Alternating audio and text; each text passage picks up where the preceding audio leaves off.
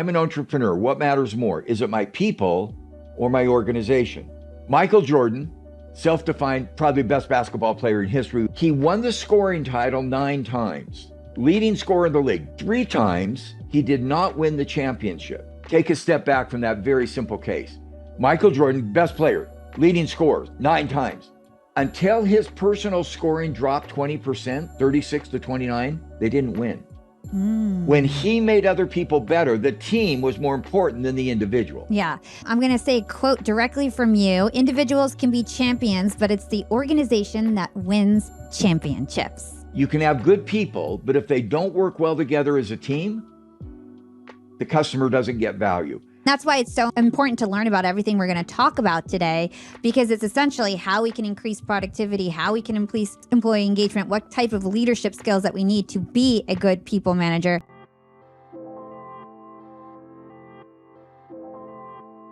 Dave, welcome to Young and Profiting Podcast. Hala, what a privilege to join you. I'm just delighted. Thank you so much. I'm so excited for this conversation. So yeah, fam, I'm here with Dave Ulrich. Dave is a university professor, best-selling author, a speaker, a management coach, and consultant. He's a professor of business at the University of Michigan, also the co-founder of the RBL Group. He's shaped the HR profession. He's known as the father of modern HR. He's also been ranked as the #1 management guru by Business Week. He's been profiled by Fast Company as one of the world's top 10 creative people in business.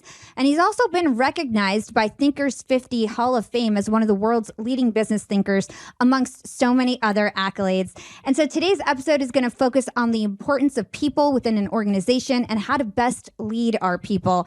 And many of my young and profiters listening today are not in HR, but they are leaders within their own personal and professional lives and careers. So I think a great way to start off this episode and the topic of people management and leadership would be to discuss the purpose of HR within an organization. So Dave, let's start there. Can you tell us about the purpose of HR in your opinion? Well, first of all, thank you again. What a delight to imagine in my mind that I'm sitting knee to knee with any of your young entrepreneurs and having a conversation with them. Here's the question I would start with. What does it take for your business to succeed? I'm an entrepreneur. I've got to create products and services that customers value. What do you have to do to make that happen? And one of the things we've discovered is you've got to have money, you've got to have financial resources, you've got to have a product. But behind all of that is the people and organization. I would disagree a little bit. I think the young entrepreneurs are the heads of HR. What you know and do as a young entrepreneur is manage people. So HR is not about the HR systems. We often get in our minds some of the Dilbert cartoons or the Office show on TV. HR, the policy police. That's not it at all. HR is there, not as a set of people, but as a set of ideas to help you as a young entrepreneur create value in your marketplace through your people, through your organization, and through your work as a leader. And I'd love to understand, how does HR actually impact the bottom line? A lot of people think that it's just about internal and internal things, but it also impacts the bottom line and a lot of external factors. So can you tell us about that? You bet. One of the things we've discovered, I think HR has been a legacy. I mean, there's a legacy of HR. It was industrial relations, union relations, and then kind of the policy police kind of model of HR or policy people. Today, that's not where HR is. Here's the issue. What drives the bottom line? Your customer experience. Does your customer have a good experience with your company, with your products and your services? Guess what? The biggest indicator of customer experience is employee experience. Your customer experience, you got to have a good product, you got to have a good service. But once you've got that, do the employees who work for you create a great customer experience for your people? HR is about people. People are inside the company and people are also customers. And so the statistics show that employee experience is a lead indicator of customer experience.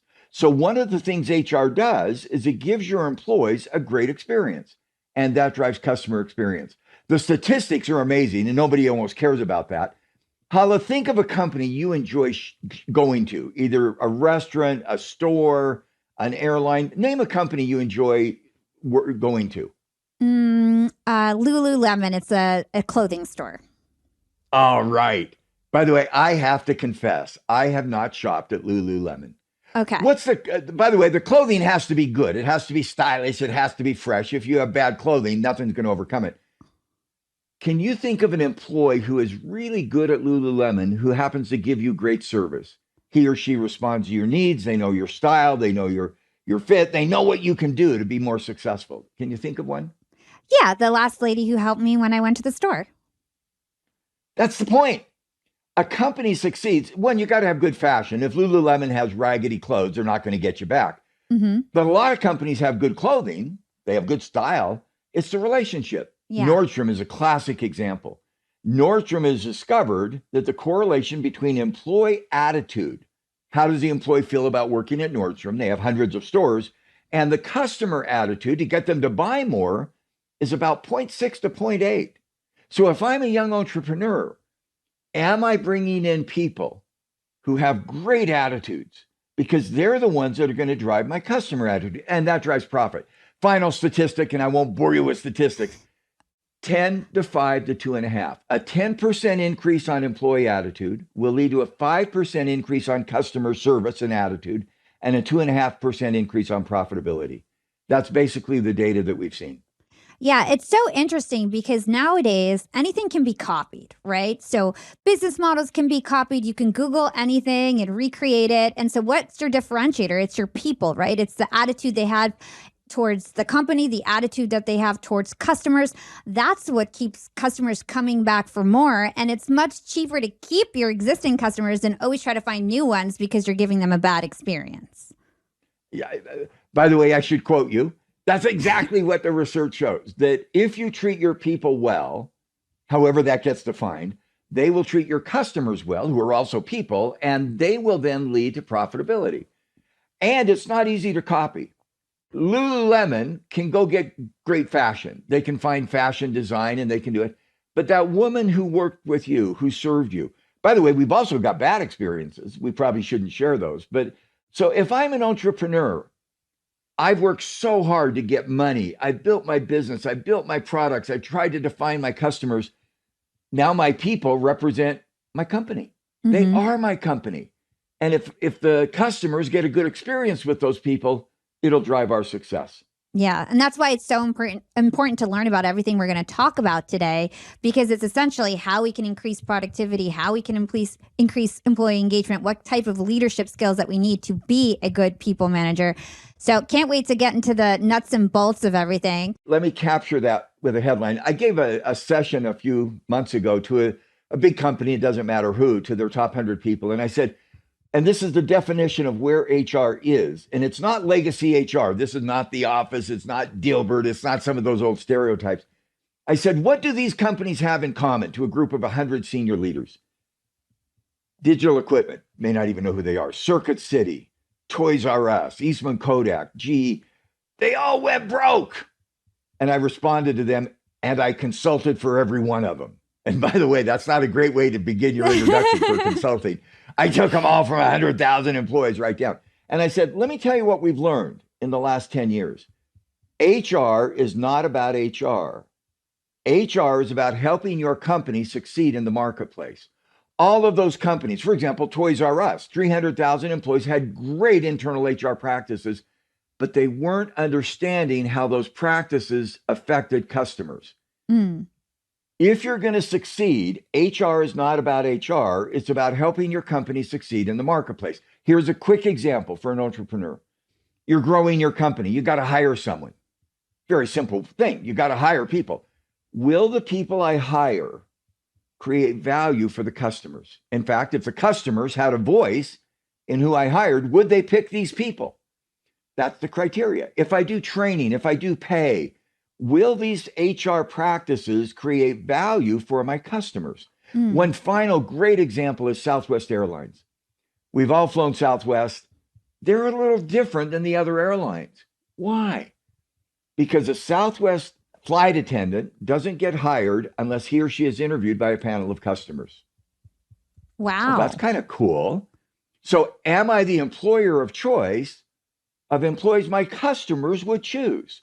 So as an entrepreneur, when you think about your people, and it's more than people, we'll get to that. Am I getting the people who my customers would be delighted to have on board. Mm. That criteria, HR is not about HR, it's about success in the marketplace, becomes so critical for an entrepreneur. What am I doing to manage my people, my organization, my leadership, so that our customers and investors will have a better experience? And I'd love to kind of just tap into what you just mentioned. What is HR aside from just managing people? Because it goes beyond just that. It's so cool. It's so cool.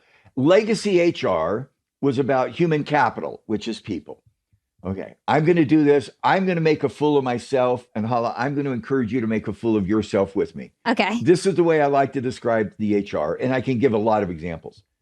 My hand represents talent. These are my fingers. My fist represents the organization or the team or the culture. HR's job is to have great people. It's also to have a great team. And the third dimension is leadership. So when HR moves forward today, we call it human capability. Human is the talent. I'm an entrepreneur. Look at my people. 5 people, 50 people, 500 people. Are they good? Look at my culture, my team, my workplace, and look at the leadership I and the next generation leaders demonstrate. And my forearms represent the HR systems that sustain it. So here's how I'm going to make myself look stupid, and you too. If you could hold up your fingers, that's talent, that's people. We have great people. I've heard you say one of the greatest people you know is named Jason. He's phenomenal. He makes great. Things work well. Then you have a culture. Culture is the team. Then you have leadership. That's a sign of respect in China. Then you have HR systems, your forearms, and then you do the HR dance. Okay. By the way, you're better at the dance than I am.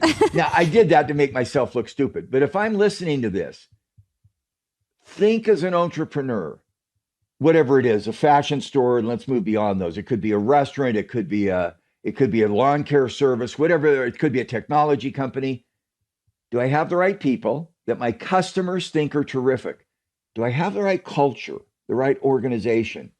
Do my leaders, not only me, but those below me, have the skills? And then am I building my HR services to sustain that over time? That's the issue that we see: human capability. Talent, organization, leadership, and HR going forward. Yeah, I love that. So I think that was such a great example and such a fun dance. And for those of you listening in, you should check us out on YouTube if you want to watch me looking really silly. So many of our YAP listeners, as you know, they're entrepreneurs, they're small business owners, they're side hustlers, they're managing remote teams. And a lot of them can't afford, a proper HR department. They can't afford C-suite executives, that need over 6 figures a year. And so I run a company that makes millions of dollars a year. I still don't even have a CHRO. Probably next year I'll need one.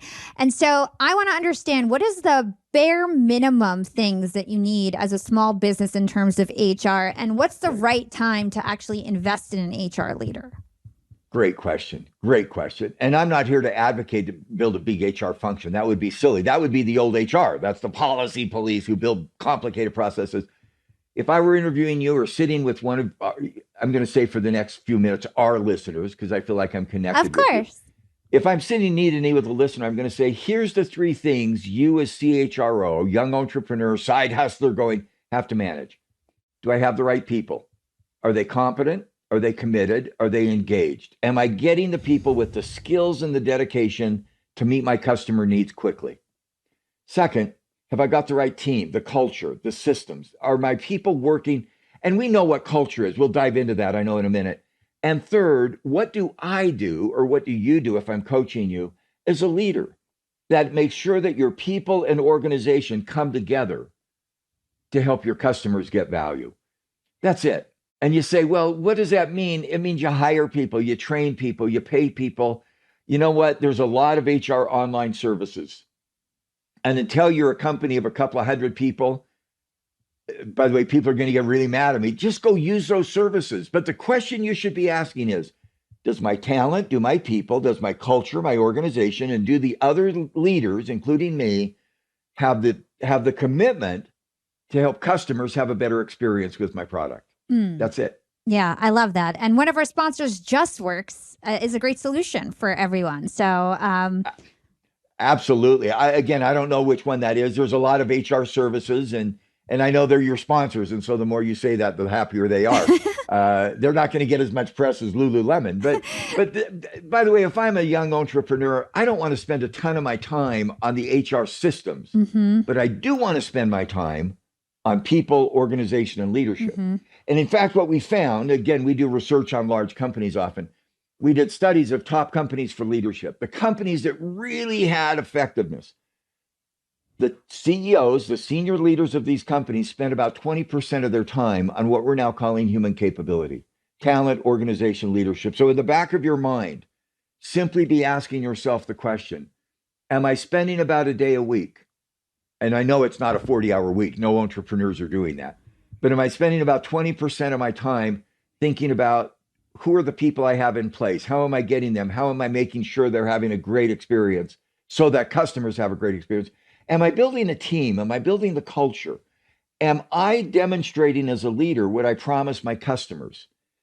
We believe that takes about 20% of your time as an entrepreneur. This is such a perfect segue. I literally organized my whole interview, talent, organization, and leadership. That's how I organized it. So it's just so funny. By the way, thank you. What you've just done is you've just validated our research. We go collect tons of data. and what we find is thoughtful people, all we do in our research is put words behind what thoughtful people do. And you're obviously successful and thoughtful. Thank you. That confirms the research we've done. Yeah. Okay, so let's move on to talent. So there's these big trends going on. The Great Resignation, which I think everyone has heard about by now. People leaving their jobs, trying to find more purpose, becoming entrepreneurs. Then we have quiet quitting, which is basically people deciding to do the bare minimum at work. They believe that they shouldn't go above and beyond because they think that they don't get any rewards for doing so. And so obviously there's a huge problem with productivity in the workplace right now. People don't want to work.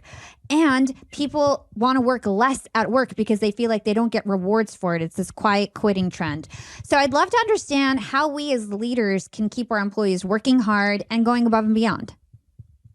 Well, first of all, if your employees are leaving, if you have quiet quitting, by the way, those aren't new topics. One of the things I love to do because of my history and age is show how ideas build on each other. We've talked about employee satisfaction, employee commitment, employee contribution for a long time. Employee experience is the underlying theory. Part of your job as a leader, if I'm coaching you, sitting knee to knee with you, is to say, how do I help my employees have a better experience at work? We've all been in jobs where we had a great experience, and we've almost all been in jobs where we didn't. What's the difference? You've had Daniel Pink on. By the way, let me just do a shout out. What a brilliant thinker around autonomy and some of the principles. We have a framework that's really, I love simplicity. We've said as a leader, there's 4 things that your employees want so they'll have a better experience. And remember, their experience will be a lead of customer experience. Number 1, be safe. In the world we live in today, physical safety, making sure that the employee feels like I'm not putting you at risk. I'm saying if you're sick, stay home, appropriately wear mask, psychological safety. We care about you psychologically and emotionally. So that's 1, be safe. Second, believe. Believe. Do your personal values reflect the values of the company? Our company has a set of values. This is what we believe in. We believe in, I'll just pick 3 random: learn, listen, and profit. I've just picked 3 random values. By the way, they're on the board behind you. If you don't believe in listening and learning and profiting, don't come to work at our company. It's not going to work for you. But if you do, your beliefs will match our company beliefs. So talk to your employees about the value of values for them. Why do I do the job I do? Because it gives me a sense of meaning, a sense of purpose. Be safe, believe, become. I go to the employee and say, you're Gen X, you're Gen Z, whatever, even old generation like me, you want to learn, you want to grow. We will create a company where you can learn and grow. You'll develop skills and opportunities you wouldn't have had elsewhere. Be safe, believe, become. And I think finally, the 4th and perhaps most critical, belong. We're going to be a place where we're a community. We're going to listen to each other. We're going to show respect. We're going to be inclusive, whatever that word term means to you. So if I'm a young entrepreneur and I say, what is it I want to promise my employees that will give them a better experience? Be safe. I almost think that's foundational. If you're not safe physically and psychologically, you're not going to stay. Believe. Will our values as a company reflect your beliefs and values as a person? Become, are you going to be able to learn and to grow and to develop new skills, have a growth mindset, a buzzword, and belong? Are we going to be a place that we care about you? We show empathy, we show emotion. Yeah. In general, employees who get those four things, be safe, believe, become, and belong, will have a higher employee experience. Yeah. And that's what I hope I can provide my people. I love that. And I'd love to dig deeper on this concept of psychological safety, because I think mental wellness is such a huge thing right now at the workplace. And I think a lot of people are spending time on that and investing in that. And it used to not be a thing at all. So how can we improve psychological safety within the workplace? Great comment. By the way, I encourage those really interested to read work by Amy Edmondson. I'm not going to claim work. I've already given Dan Pink a shout out. Amy is really I've heard that there's a podcast princess who's the maestro of podcasts. Amy Edmondson is the psychological safety princess. And I encourage people to look. But here's the logic. Psychological safety means I feel like my needs are being cared for. Somebody cares about me. If I were coaching, again, a leader, there's 4 E's I'd say you've got to pay attention to. One is emotion. Don't be afraid as a leader to let the emotion come through. Feel, care. 2 is empathy. Let the compassion come through. I care about you in a real way. My emotion, my feelings are not hidden. I think some of the old models of leadership hide those emotions. Don't let anybody see that you're vulnerable, that you feel. Of course I feel. And I have empathy, compassion. 3rd, energy. People draw on leaders' energy. They do what their leader does. And so as a leader, are you demonstrating energy? I ran a mission for 3 years for a church a number of years ago. And one month I decided that I would button my coat every day. At the end of the month, all 200 people who reported to me buttoned their coat every day. I didn't say a word. They copied me. They looked at me. They copied me. The next month, I unbuttoned my coat every day. And at the end of the month, they unbuttoned their coat every day. By the way, the 3rd month, I did a day on and a day off just to confuse people. By the way, I was trying to teach another lesson. But the model is, are people feeling my energy as a leader? Do they feel it? And then the 4th is, make sure that my people have that good experience. Yeah. Believe, become, and belong. So my job as a leader is to try to provide that mental well-being, empathy, emotion, that's caring and compassion.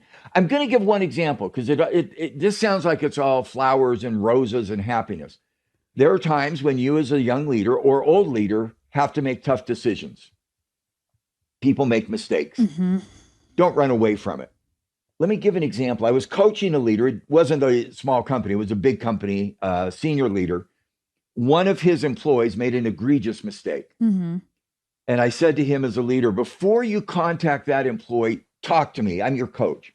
And he said, well, I'm ready to send an email. By the way, that's also a problem, but they were global. And so he contacted by email. And he said, this is the email I've drafted. You made a huge mistake. It cost us millions of dollars. If you don't fix it, you're fired. And I said, stop. Don't send that email. And he said, well, what should I do? Again, I love Hala simplicity. 3 things. Start. I care about you. Really simple. Number 2, you have great potential at this company. Then you made a big mistake. It cost us millions of dollars. Do not hide from that. And then number 3, what do we learn from the mistake so that you can get better? By the way, notice that's part of that caring for the mental health. I love that idea, not only at work, but at home. I care about you. I think you have great potential. And then if there's some material you got to share it. You did make a mistake. Don't get all judgmental. You made a mistake. You know it. I know it. What are you going to learn? By the way, it was so cool with this experience. The leader I worked with sent that note out, called back 24, 48 hours later. He said, wow, I had a conversation with that employee I've never had before. Because the employee said, you've never told me you care and that I have potential. I really want to work with you. So even in tough times, we have to make it work. And I'm going to do a final addendum. By the way, you made a mistake. You opened me up and I'm talking. I've done a ton of research on leadership. I have concluded there's a single factor that I can use to determine how good a leader you are. And it's going to be so easy. How often does someone leave an interaction with you feeling better or worse about themselves? It's Stop and think about that. Hala, we've not interacted much. I can already feel your energy by the picture and your energy and your vitality. I'm feeling better about myself. If you're a young entrepreneur, you meet with a lot of people, your employees, your customers, your investors, your suppliers. How often do they leave your interaction feeling better about themselves? That's a criterion of leadership. I completely agree. When I think of leadership, I think of energy management. I'm the CEO of 50, 60 people right now. And my job, I feel like my main job, aside from being innovative and coming up with strategy, is to be the energy of my company and because I know however I feel is how they're going to reflect that back at me. So if I'm worried, they're going to be worried. If I'm productive, they're going to be productive. If I'm in a bad mood, everyone's in a bad mood, right? And so you have to be careful. I love the advice that you gave about feedback. It reminds me of the sandwich technique that Heather Monahan talks to us about. And so I love that. It's like, give a compliment up front, give the criticism, talk about how you can learn about it afterwards so that people actually improve. I think there's always two types of leaders. I think I'm in the first category. The first type of leaders, they just like tell it how it is. I think my worst quality as a leader is sometimes I'm very busy. I'm running basically 4 different companies at the same time. And it's a lot. And so sometimes I can be a little rushed in my feedback and forget this sandwich technique. And I always regret it every time. So it's so important to take the time to give quality feedback and not just spurt out what's wrong all the time. If I could implant one little thing, not in your brain, but in the brain of those listening, you do this instinctively. How do I help this person who I'm interacting with feel better about themselves? By the way, that leads to the sandwich. It leads to a whole lot of things, caring, empathy, emotion. You know what? And it can be very short. I post on LinkedIn quite a bit. Once in a while, I lose it and I get snarky because somebody made a comment I didn't agree with. I've almost always got to tell myself, time out, even in those short bursts. Thank you. Express gratitude. I don't agree with you, and that's okay, but thank you for giving me another point of view that I'll think about. By the way, if I can get that little, call it whatever you want, sandwich, gratitude, positive psychology, I want people to leave an interaction with me as a leader feeling better. I hope I make you feel better from this thing so that I listen, learn, and profit in an appropriate way. Yeah. And I have to say that one of the tricks that I use to make sure that I'm maintaining good energy within the organization is that I really try not to give feedback like on text or email. I try to take Loom videos. Totally so agree. it's like a little app, it's for free, and I'll take video feedback. And it will, if I realize that I'm being mean in the feedback, I'll start it over and be nicer and then send it, because I know that it's like people will remember, like especially when you're the leader, they're going to remember every word that you said. And if you made them feel bad, it could take weeks before they feel motivated again. And so it's very important to maintain that energy.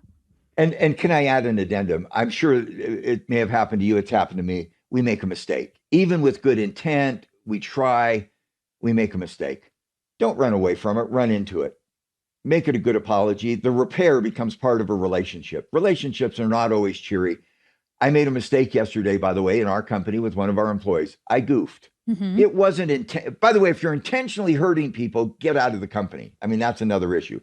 But we still make mistakes, even with good intentions. So I'm sorry. I made a mistake. Here's what I did wrong. Here's what I've learned. Here's what I'm going to do differently. I think when we run into the mistakes and make a repair, a mistake is a fail. Carol Dweck, the goddess, the princess is the word, podcast princess. She's the princess of growth mindset. Failure is an opportunity to learn. And when we do as leaders make mistakes, and by the way, if you haven't made a mistake as a leader, you're in trouble because you're not taking a risk. Of course we make mistakes. Run into it. I'm really sorry. Here's what I did. Here's what I feel. Here's how I feel about you. Here's what I've learned. And then the repair enables growth. So I just want to throw that in there. That this is not about not making mistakes. That's okay. Yeah. But let's learn from them. Totally. Everybody makes mistakes. And if you own up, you actually seem more human. They'll probably connect with you more. And it's a bonding experience at the end of the day if everybody like ends it happily. So I think that's a great point. So this energy thing is really important. And a lot of us after COVID are now either partially or all the way working remote. My company has always been remote. And I think that it's causing a real problem in terms of engagement. So I'd love to hear your thoughts and 2 cents on, is remote work good or bad for engagement? And what can we do to improve it? There's a long answer and a short answer. The long answer is we don't know yet. How's that for being an academic? We just don't know the long-term consequences. Short-term, remote's not new. You say you've been remote for years. I've worked remotely for years. By the way, welcome to my office. I live in the United States, in Utah. I'm a professor at Michigan. In fact, we happen to celebrate Christmas. In our newsletter, the address I give is 2A, because I'm always sitting on an airplane in seat 2A. In fact, I mark, just to give you a sense, you got to have a sense of humor. I sometimes mark on the window a little note that I sat in that seat. My wife was traveling with me. She said, "What are you doing?" I said, "I'm marking my turf." She said, "There's 5 dots." And I said, "I've been in this seat 5 times. Remote work's not new. It's not new. You've been remote. I've been remote. Everybody gets excited about where you work and how you work. Are you working at home, at Starbucks, in the office, in a car, on the beach? Are you doing it face-to-face or digital? I believe those are the wrong questions. If I'm an entrepreneur, I don't care as much about where my people work or how they work. Here's what I care deeply about. What work are you doing? And why is that work creating value for a customer? Let me say that again.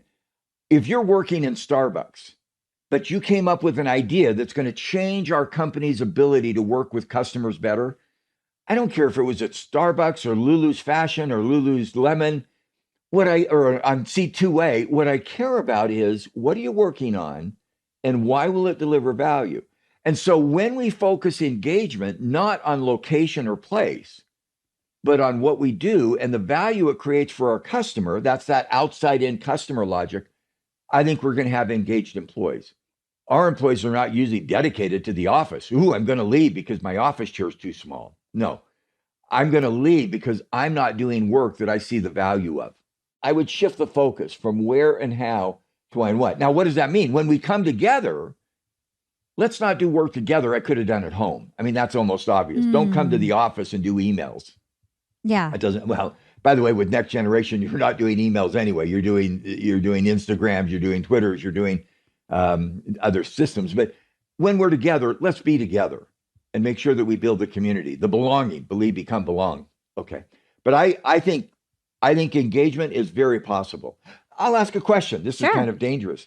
You and Jason is on your team, if I remember right. Yep, is that right? He's my producer. Yeah. How often have you and he been in the same room? Like maybe 10 times. Yeah. But we're best friends. You know what I mean? That's the point. That's the point. By the way, here's my test. Again, I love these simple tests. Did somebody leave feeling better? Here's my test. Are we building a connection? Energy is your word. Experience may be mine. Same thing. By the way, I'm going to get emotional here, and I'm not afraid of that because this has happened with people. I have an assistant for 34 years. We've been in the same city 2 years. But if my assistant called and said, "Dave, I'm really struggling today. I need some help," I would stop. Of course. And I would help her. If Jason said, "Hala, I'm really having some struggles right now," whatever they are, and we obviously Jason's not, but if he were, how quickly would you respond? Right, I would drop everything. By the way, you have created an emotional bond that is not tied to boundary. The boundary of a company is not the space, it's the emotional connection. By the way, as a leader, again, think of your employees. If an employee called another employee in your company and said, "I'm really struggling right now, I need help," would my company employees be willing to put aside what they need to put aside and respond? Would their psychologists call this, by the way, there's all kinds of research on this stuff, a bid. We do that with, I don't know if you have children, we do that with our children. Our daughter called last night in another city. "Mom, I'm really hurting right now. Wendy and I had to go to an engagement." Wendy said, she looked at me and said, "Call the people we're going to be engaged with. We're going to be late." And she then spent 15 minutes talking to our daughter. Now, my wife, who's back here, is a great psychologist. By the way, this is not about me. It's not about you. It's about an entrepreneur. Am I building a set of people who have a culture of taking care of each other, even at a distance? Yeah. I hope we've got that. I hope we've got that. That's the litmus test. And I think what you're really trying to say is that don't be afraid of bringing love into work. I tell my executives I love them all the time. I don't know if it's appropriate or not, but it's the truth. It's like I care for them as people and I truly love them as my best friends. We spend so much of our lives at work. The people that we work with should be our friends and we should actually love them, you know? You know, we should test that with Jason. You should call him at 2 a.m. this morning and say, or send him a note. Jason, I'm struggling. I need help right now, and see what Jason. By the way, it's always scary to make fun of the technology person behind the screen who's producing. No, I think we all get it. We want to build relationships. Relationships are not just temporal. There is a time when you do need to come together, and when you and Jason are together, it's not just let's get together. What's the task? It's you get together. Jason, how are you? How's the family? How's your personal life? How are things going that you're willing, and vice versa? But I think those relationships can be built across boundaries as well. 100%. And in business, things are always up and down. And it's so much better when you have a team that just stays strong, no matter if it's up or if it's down. And I think it's really important. Well, that's the piece. And I'm going to transition you a little bit. Remember, I had my stupid dance. Yes, it's time to talk about organization. That's it. You got organization, then you got team. We've done research. And again, I love to base ideas on pretty solid research. We have tons of data over decades. What matters more to a company's success? So I'm an entrepreneur. What matters more? Is it my people or my organization? Is it my fingers or my fist, if you're listening? The answer, 4-1, organization. You can have good people, but if they don't work well together as a team, the customer doesn't get value. One piece of data that I think people can relate to, and it's sports, and I apologize for sports, but this applies. I'll do 2 examples, sports and movies. Michael Jordan, self-defined, probably best basketball player in history. We all know of Michael Jordan. He won the scoring title 9 times. Leading scorer in the league. Best person, fingers. 3 times, he did not win the championship. So 9 titles, 3, no championship. He scored 36 points a game. 6 times, he won the championship. And he scored 29 points a game. Take a step back from that very simple case. Michael Jordan, best player, leading scorer, 9 times. Until his personal scoring dropped 20%, 36 to 29, they didn't win. When he made other people better, the team was more important than the individual. By the way, the same is true in movies. How often is the leading actor or actress in the movie that wins movie of the year? And it's 20%. Yeah. Let me say that again. The leading actor or actress is in the movie that wins movie of the year, 20%. How often is the director in the movie of the year? 80%. That's why, again, for those listening, I have my fingers, that's the hand, I have my fist. Leadership is the combination. That leadership piece brings together people. So it's not just a great actor or actress, it's the ensemble, it's the team that makes us successful. Yeah. So I'm going to say a quote directly from you. Individuals can be champions, but it's the organization that wins championships. That's a great quote. Where did you come up with that? It's yours, Dave. So let's talk about how we can optimize our organization. So you've got this concept I heard you talking about called morphology. Can you tell us about that? You're right, and you're going to love me because I'm not going to talk about it. Okay. Most people define organization as structure. And if I say to people, draw an organization chart, they draw the little hierarchy. It's a Christmas tree. Here's the boss. Here's who reports to her. Here's who reports to them. That's morphology. That's shape. And here's the takeaway. Organization is not structure. It's not morphology. It's not shape. Organization is your culture or your capability. Now, if I'm a young entrepreneur, that's kind of okay. That's a nice theory. I don't want to go back and go to school and learn a theory. Here's the application. A culture is what we're known for by the customers who use our services. A culture or an identity is not our internal values. It's what the customer sees as our brand and our identity. Very simple example, Disney, big company. It's not a young company. Some of you hope you can grow it to be as big as Disney someday. You may not, but what makes Disney so good? They've got a brand. We have our son finished his PhD. Mike, what do you want for a gift? He had 4 children at the time. I want to go to Disney. So we say, Mike, we'll go to Disney. He says, great, we're going to go to Disney for a few days. His sister says, I want to go to Disney. His sister says, I want to go to Disney. Suddenly, 15 of us show up at Disney, 16 of us actually. Why? Because Disney has an incredible allure. It's got an incredible brand. You're going to have the happiest time on earth. It's a great experience. And by the way, I was so distraught because the idea, Dad, let's go to Disney to celebrate my degree and family is a nice way to say, Dad, would you pay? And 3 nights or 4 nights at Disney, anyway, it's expensive. I was grouchy. I was grumpy because it's expensive. We have 8 grandkids, some in diapers. We're walking around. We walked into a room and out walked a Disney princess. And she reached her arms out and our granddaughters turned around, Grandpa, Grandpa, she's real. Aww. And she's so beautiful. Grandpa, we love you. Aww. By the way, everybody goes, oh, that's sweet. No, that's not sweet at all. Because the next year we had to go to Disney again and again. And so last year at Christmas, there were now 18 of us went to Disney and spent 3 days. Look at what Disney has done. They've got great talent. They hire that princess who is so beautiful and looks so good. They hire Disney characters who carry themselves well, but they've got a culture. They've got an identity. We're going to make this a happy place for you. And Disney charges a lot, and they are successful. So that's abstract. I'm an entrepreneur. Here's my question. What do I want my company to be known for by my best customers in the future? At your company, and you have a lot of companies, what do I, Hala, the CEO, the founder of these companies, want my company to be known for by my customers so that they'll keep coming back like Disney? What is it I want people, when they see me, what do I want? Innovation. We're the most innovative. By the way, if that's your brand in the marketplace, use that as a criteria to hire people. I want to hire innovative people. I don't want to hire people that aren't innovative. I want that to be my culture. I want to pay people for that. I want to train people. I want to encourage that. And then, by the way, I come back to you as a leader.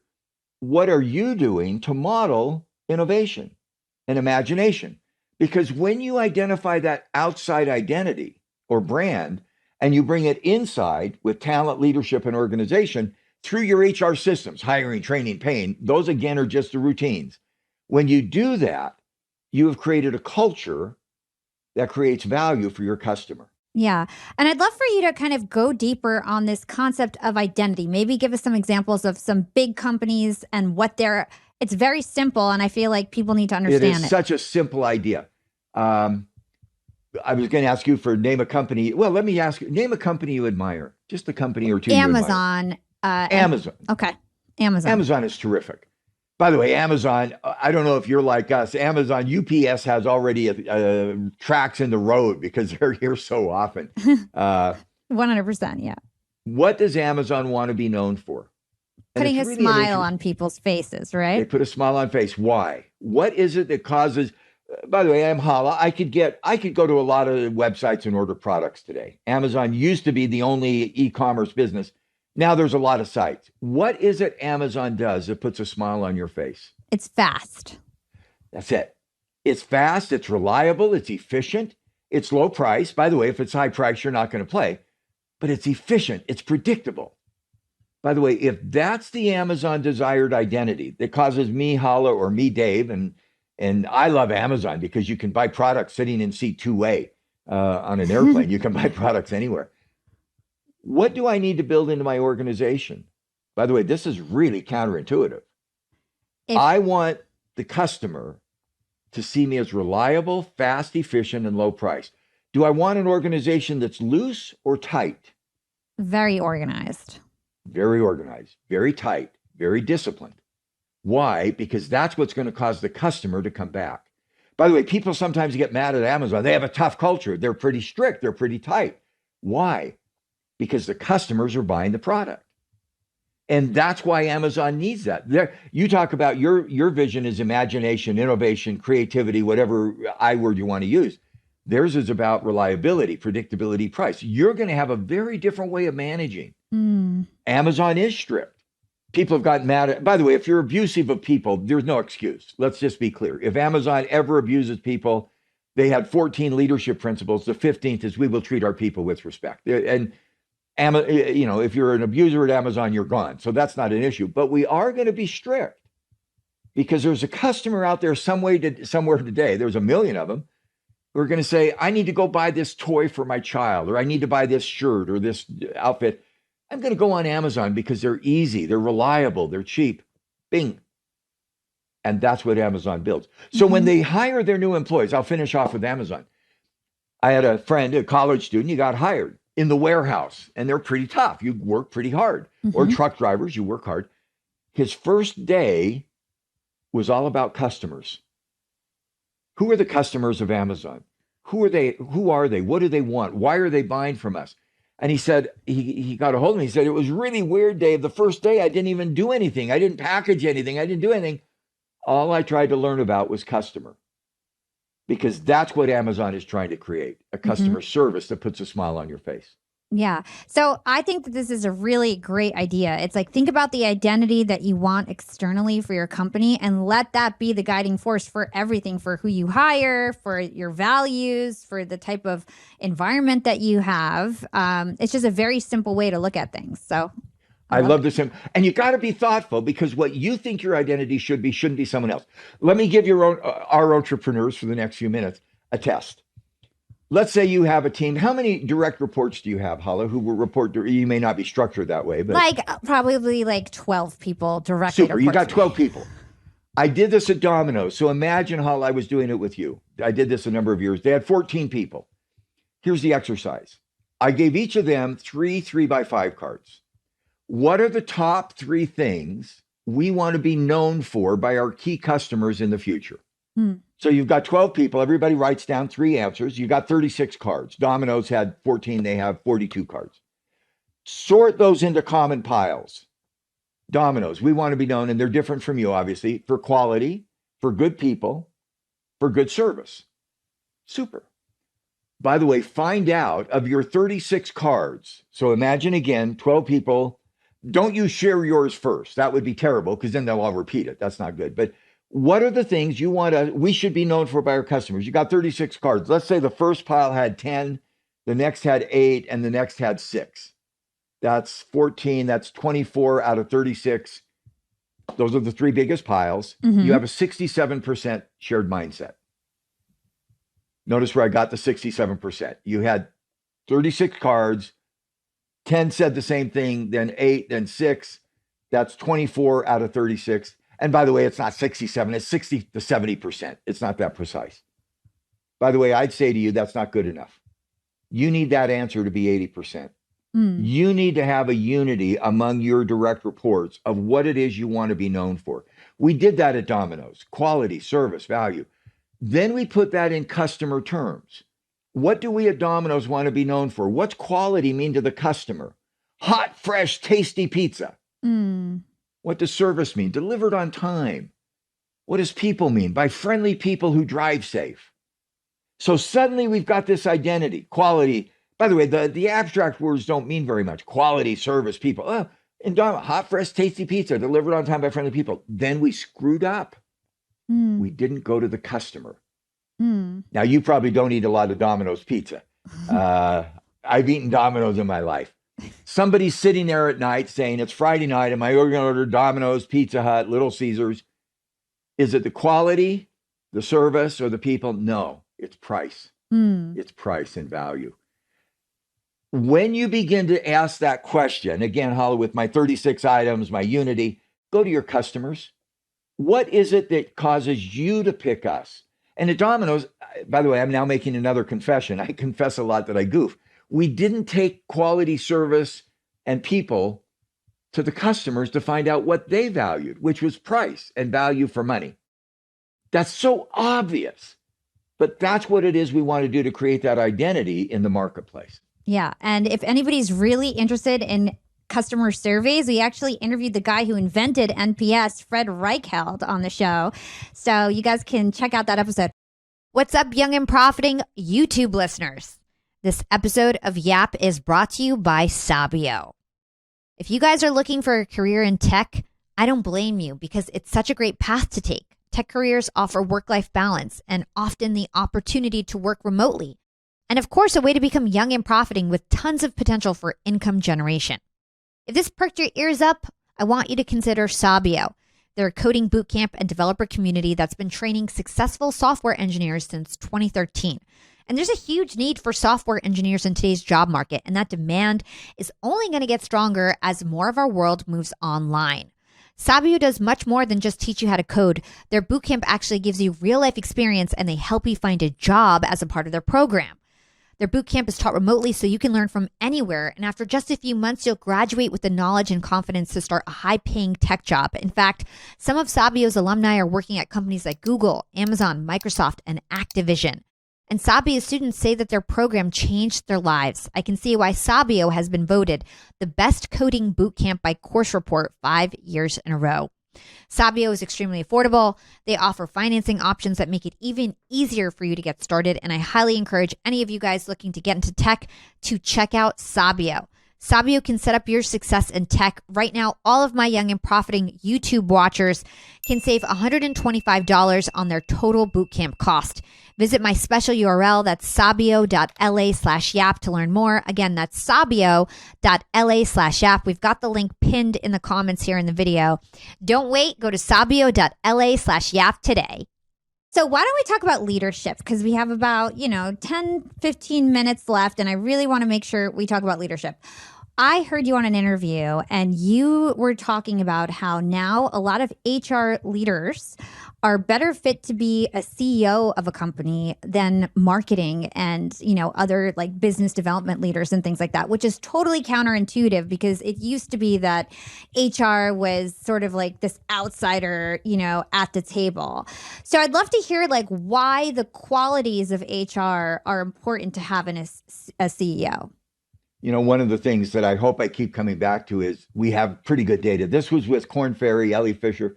Great, great data. Here's what they did. They have profiles, and everybody has seen a leadership profile. You do a 360. Do you set goals? Do you engage people? Do you get things done? Do you build teams? We did a profile of CEOs based on Korn Ferry data. I give them all the credit in the world. These are CEOs.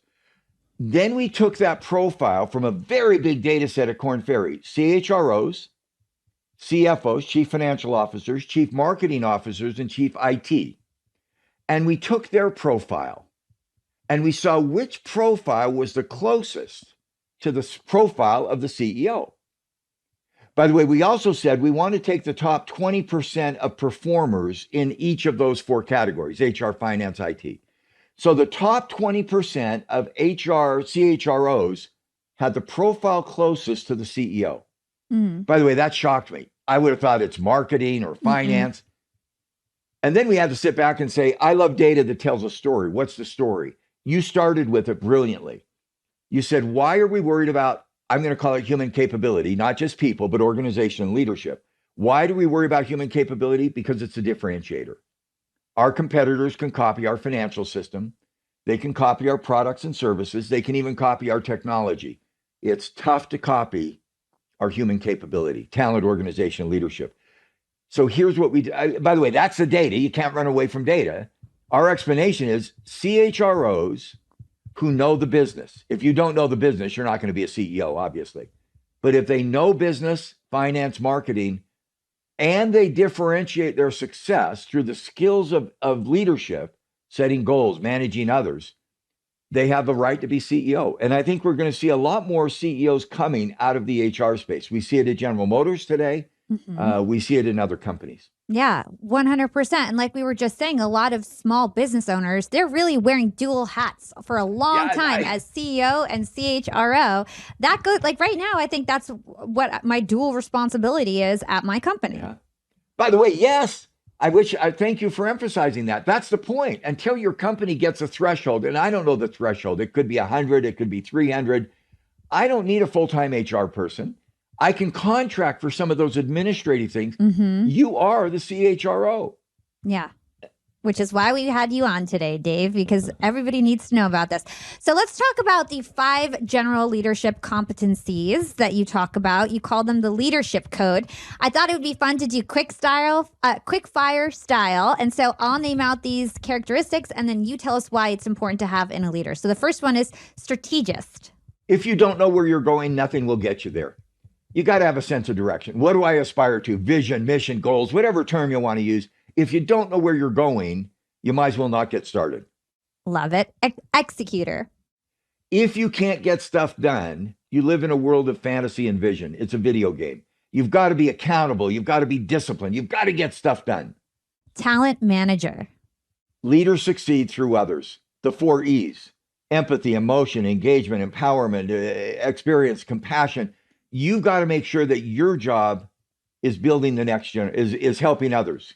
Human capital developer. If people don't leave their interaction with you feeling better about themselves, you've not built the next generation. Totally agree. Personal proficiency. Circle it, circle it. If I had the privilege, Hala, someday of coaching you, I would end every session with this question. What are you doing to take care of yourself? As a leader, if you don't take care of yourself, your own energy, your own space, your own emotion, you can't care for others. We just had a session yesterday with a bunch of senior leaders, and I ended the afternoon with that question. And it gets into your identity. You want to be seen as inventive and as imaginative. What are you doing to live that? And are you caring for your physical, personal, social, emotional, and spiritual needs? Find the way to take care of yourself. And I think that's very personalized today. It may be shopping. It may be exercise. It may be scripture study. It may be prayer. It may be meditation. It may be socializing. I hope it's not just drinking. And it may be stupid stuff. In the 90s, when I was getting stressed, I would watch 2 episodes of Seinfeld. I have no clue why, but it calmed me down. It was just such a nothing show and silly. So by the way, I'd love to ask you, your listeners have listened to you for years. What do you do to take care of yourself? I love to work out. I do trampoline workouts. I have a mini trampoline in my apartment, and I do lots of different workouts like that. I love spending time with my loved ones. And I totally agree with what you're saying, because it goes back to this energy management thing. If you don't feel good on the inside, you're going to make bad decisions in terms of how you treat other people because you feel crappy and you're in a bad mood. So you always want to elevate your mood because it trickles down to the entire organization. Listen to yourself. By the way, and we all get overstretched. I've been there. We've all been overstretched. And especially in today's mental health. A few days ago, I found myself getting snarky. I snipped at somebody. And when you see as a leader yourself doing that, go into your room, sit by yourself and say, what do I need to do? And again, it can be exercise. It can be nutrition. Lately, I have found I go sit outside on my patio and read a novel for an hour. By the way, that's not what anyone else would probably do, but you've got to recognize as an entrepreneur, of course, you're going to be pushed to your extreme. If you're not being pushed to your extreme, you probably won't succeed, but you've got to find space to care for yourself so you can care for others. That's the personal side. And so you probably didn't expect this, but I heard you have a leadership code 2.0 of emerging competencies. So navigating paradox, risk without recklessness, and meaning maker. Is there anything you want to share about these ones? I'd add the other one, personalized. Paradox, you know what? The world we live in is paradoxical. We love to have simple answers. Manage paradox, get rid of it. Should I be long-term or short-term? Yes. Should I be top-down or bottom-up? Yes. Should I care for people or competitiveness? Yes. The tension of paradox creates innovation. Meaning maker, we've talked about it. Your job as a leader is to make others' meaning happen for them. Personalization is the one I'm seeing lately. Can I help other people build their identity? I'll tell a story, and I know we're running on time. I'm coaching this woman who's incredible. She was born in the Philippines in a hut, went to school at age 6, didn't know how to read and write. I'm going to fast now really quickly. 12 years later, graduated top of the class, went to a U.S. university valedictorian, went to Harvard, speaks 6 languages fluently, got a joint graduate degree at MIT, worked in the Russian embassy, was senior executive in Microsoft running Asia. Unbelievable. And by the way, you've met these people on your show. Let me just be clear, I'm not one of them. This rags to riches story is just amazing. She became the president of a university with 40,000 students. Everybody wants Dr. Tuminez to tell her story because it's so compelling. When I coached her, I was counterintuitive. Don't tell your story. By the way, she's proud of her story. She should be. It's an incredible story. Here's your job as a leader. Can you help 40,000 students create their story? And it's not going to be yours. Let's go talk to a student. It's a mother. I mean, one of the stories, and it just feels so emotional. It's a school with just an incredible school. It was a school, she got married young, had some children. At age 28, she's coming to school part-time with 2 children, pregnant, and her husband passes away. Oh, wow. At age 31, she gets her degree. And she talks to the president of the university, Dr. Tuminez, and she says, thank you for creating a school that allowed me to care for my children. And now I have a degree and I will care for my family. She's not Dr. Tuminez. Her story is not the same, but she's created her story. By the way, my beg of all the entrepreneurial leaders, I'm going to say it again, probably for the 5th time. Make sure people leave feeling better about themselves. Help them create their identity, their story, because that's what true leadership is. Am I helping others create their story that works for them? Yeah, and it all starts with every single interaction that you have with an employee, whether it's on Slack, whether it's in a meeting. If we all just think about that, can I make this employee feel better after this meeting rather than worse? Then you're incrementally making progress and there'll be a big ripple effect over time. By the way, you just made me feel good and bad. We worked with a group of students last night and I said to them, email me a question. They said, how old are you? And they said, we're on Slack. And I said, I don't even know what Slack is. And you just mentioned Slack. So you've made me feel like I better go learn some of the later technology. Slack is just like a messaging tool where you can message people all day. It's Instagram. And I'm going to learn it. We have to keep learning. Awesome. Well, this was such a great conversation. I'm going to end this conversation with a couple questions that we ask all of our guests, and then we do something fun at the end of the year. So the first question is, what is one actionable thing that my listeners can do today to become more profiting tomorrow? And profiting doesn't have to just mean money. Find somebody you're grateful for and tell them thank you. Ooh, love that. Short and sweet. And what is your secret to profiting in life? Have fun. Why? Have fun. Just have fun. Because if you're having a good experience at whatever you're doing, even if you succeed or fail, you're going to learn from it. Enjoy the moment, savor that moment, and think about what's good. I could give you a long answer, but just the first thing that comes, we did a book called Why of Work, and the 7th dimension of success at work is enjoy the job. Have fun. And job work is sometimes a 4-letter word. It's not always easy. It's sometimes tough. Have fun. I tried to make jokes today. I tried to have fun. If you're having it, people will leave the interaction feeling better about themselves. I completely agree. And I have to say that we spend so much of our lives working. Why not pick something that is fun? And to your point, remember that life is not just about work. And if we can make work fun, then we get to learn in the process and have a more enjoyable life. So I'm going to ask you a question before you end, because I think a lot of people end with your question. You've done dozens and dozens. I look at the list of people you've interviewed. I'm just spellbound. What's a message you hope your listeners get as they listen across all these outstanding discussions? What would you say? I'm now repeating the question back to you. What do you hope people get?